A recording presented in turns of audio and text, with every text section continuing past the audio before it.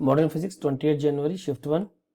A proton of mass mp has the same energy as that of the photon of wavelength lambda. If the proton is moving at a non-relativistic speed, then the ratio of de Broglie wavelength to the wavelength of the photon. Okay. अब देखो proton तो particle है, हमें पता है particle की energy का formula आप क्या लिखोगे, हाफ mv स्क्वायर. और फोटोन का रेस्ट मास 0 होता है, photon rest mass is 0. So you cannot apply this formula. So energy of the photon you will write hc upon lambda.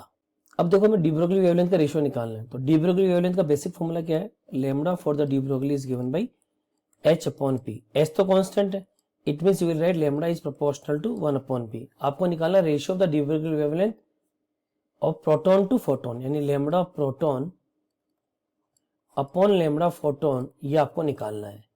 तो you will say it is the momentum of photon upon momentum of proton. ठीक है. अब photon momentum कौन से फॉर्मूले से लिखोगे, आपको फॉर्मूला पता है E equal to P C. यहां से मोमेंटम ऑफ फोटोन क्या हो गया, E अपॉन सी. ठीक है. और प्रोटोन तो पार्टिकल है, तो √2m के, और यहाँ पर √2m के क्या लिखूंगा मैं, √2m इंटू ई. अब फिर हम सोल्व कर लेते हैं इसको. तो बेसिकली क्या हो गया, अब तो 1 अपॉन सी. अब ऊपर ई है, नीचे √e, तो अल्टीमेटली क्या हो गया, √e upon 2 into mass of the proton. ये है मास ऑफ द प्रोटॉन, जिसको हमने mp लिखा है.